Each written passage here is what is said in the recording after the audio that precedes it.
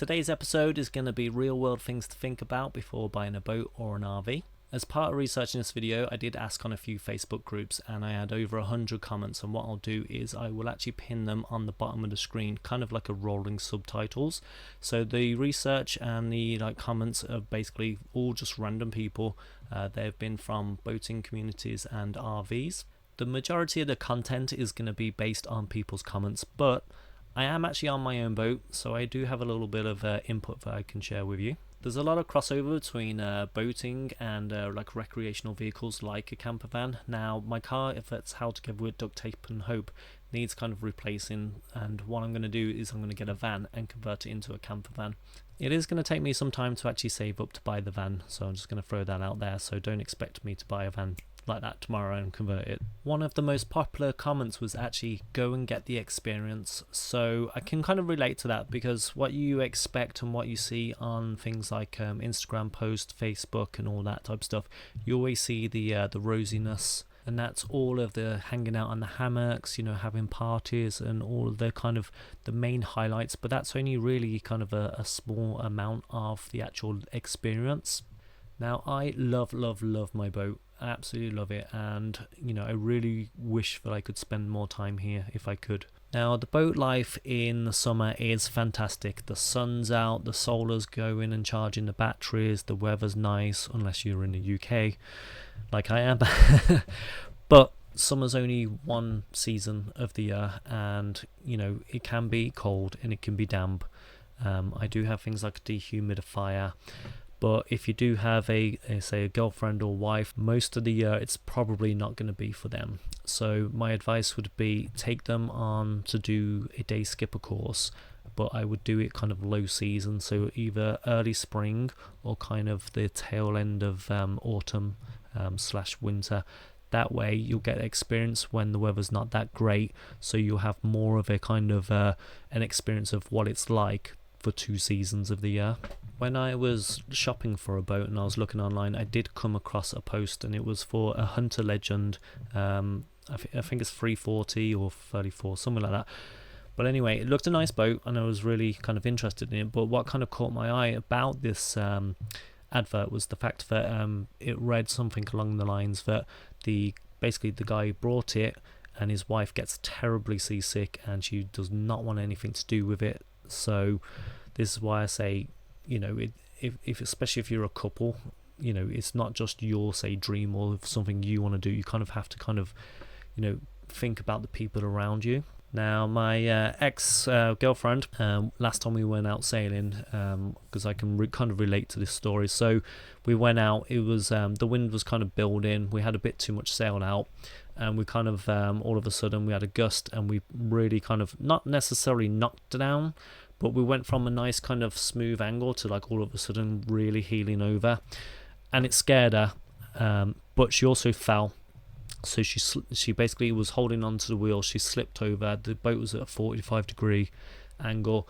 It's kind of noisy, and I'm just like, yeah, don't worry about it. It's okay, because I've done a little bit of sailing, so we're kind of water is running across the rails. So I dumped the main, I dumped the jib.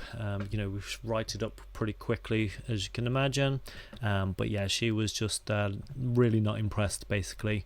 So it kind of really put her off. So yeah, Gale experience. So you actually get a kind of real world experience and feel for just kind of the life on board, because when you're doing the course, you'll do things like cooking while you're under sail. You'll be practicing mooring up and everything, and you have a bit more of an idea of what's going on. And it's the same if you're buying a camper van. Go hire one, see what it's like, because obviously there's a big difference between living in a big house versus a very small confined space like the van.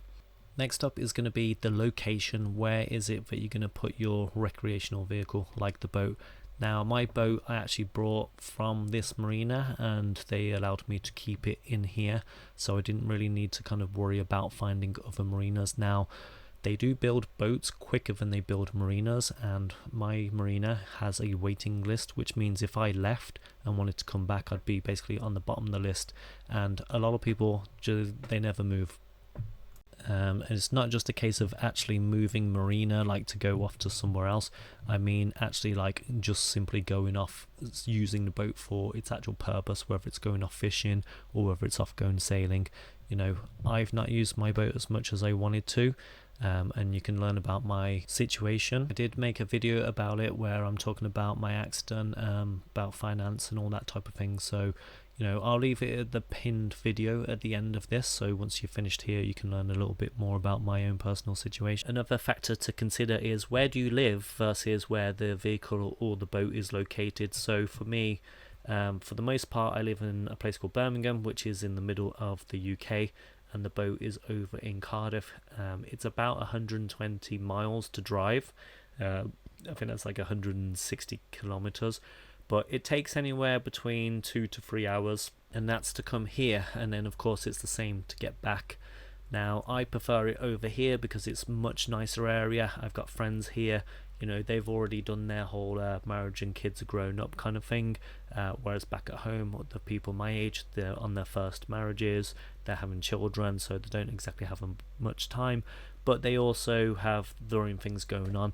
Whereas here, you know, I can go out anytime and speak to somebody if I want to. You know, I really hope from this video you take everything into consideration and go, you know what, I can make this work, and go for it, because life is short. Now my accident basically involved me pulling someone from a car wreck. Basically the guy had crashed, but if I didn't stop, the lorry would have went straight through him and killed the guy, which basically means, you know, this guy who was maybe in his 40s would have, you know, that would have been it. You know, he didn't expect to crash his car. I didn't expect to get run over when saving somebody, you know. So, you know, life is short and you really need to kind of go for it. What I'm about to say might be a bit distressing to some people. So far too often when I come down to the club is the flag above the club is actually flying at half mast. Now that usually symbolizes a fallen member, basically somebody who is no longer with us. And once again the flag is at half mast as I drove in this week. So I want to give you a little bit of food for thought, which leads me into this part. So I want you to get a tape measure and I want you to go all the way up to either 81 inches or 81 centimeters. Now there's no certainties, it's just probabilities, and I want you to go on to 81 centimeters because that is the average life expectancy of people in the West. So you're probably gonna live until 81 years old. Now what it does is it gives you a visual aid of how long you actually have left.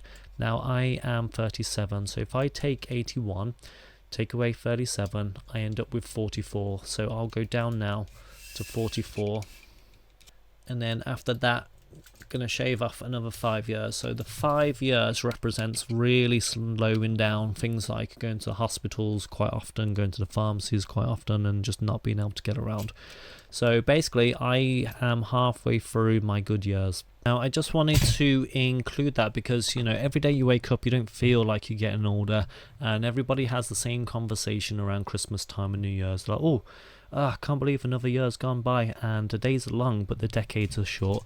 So go for it. Let's move on to cost and maintenance. You know, these things are big ticket items and they have a lot of maintenance, so you need to consider the amount of spare time you actually have. Now I do not work your standard 9 to 5 job. I work for event companies and it is fairly seasonal, and certain parts of the year is really busy and other parts of the year I'm sat with my hands in my pockets basically. When it comes to trying to figure out the cost of owning things like the boat and everything, it's quite difficult to work out. So I've known people who have brought a boat, it's been surveyed, it's been given a big tick, you know, good to go, only for a few weeks later to have problems with the engine or having like find something that the surveyor didn't quite see. Now you can kind of have a little bit of an educated guess on things like the mooring cost, where you can contact the marinas in advance and say, look, I'm looking to buy, I don't know, a 30-foot boat, or whether you're going to a campground and you're going to keep your boat, RV there, or camper van, caravan, whichever. You can get a little bit of an educated guess on there, just like with the insurance, you can kind of give a little bit of an estimation. Now if you're planning to service your engine for the boat, you know that you're going to go through you know, a couple of oil changes per year. You're going to go through a few fuel filters per year, so you can kind of get a little bit of an educated guess on the fixed cost.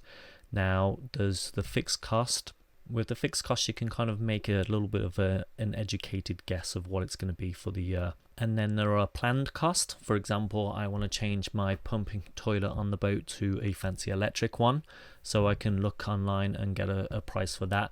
And then while I'm doing that, I know that I'm probably going to change the pipes and change the holding tank. So the job obviously has kind of expanded into just simply quick swap over. So I can kind of make an educated guess on what that's going to cost. And then you have your unplanned cost.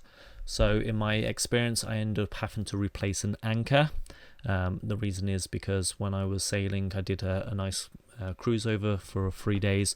I ended up going over to another marina, and on the way into the marina, the wind and waves are pushing us in, and then the engine cut out because I had a clogged filter. The boat hit the wall, damaged the anchor.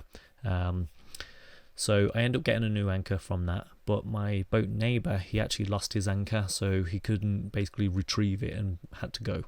So his anchor is somewhere in the Bristol Channel, but again, you know, these things may be £400 or £500, and the anchor I went for was a Rockner 20 kilogram anchor, which today's price is around that. Another boat project I do have planned is so I want a solar arch on the back of the boat and some bifacial solar panels, because my current setup isn't enough for my actual needs, and also want to change over to lithium batteries. So if you want to follow the journey on that, and then hit the subscribe button. Before the boat, I didn't really think anything of the weather, and it's so important when it comes to boating. Just because you have the day off doesn't mean the bad weather's going to have the day off. Now, I live in the UK, so we have 2 seasons here. So half the year, the weather, it really isn't that good, and the other half, it's worse. I have a lot of white-collar friends here who work Monday to Friday, 9 to 5, so they know when they're going to have the time off, like the bank holiday weekends and the weekends. And they do end up kind of planning and then having to revise those plans quite often, mostly down to the weather. So quite a lot of the time, they want to go off kind of cruising to like a nearby beach, whereas like they end up having to kind of go and barbecue on the pontoons instead, just because the weather's coming in. If you are going for the boat, then things take a long time to do anything. So whether it's the maintenance projects where you're kind of thinking that it's going to take a couple of hours, or whether it's actually going off sailing. So quite a lot of people ask me how far I've sailed. I did make a video of it.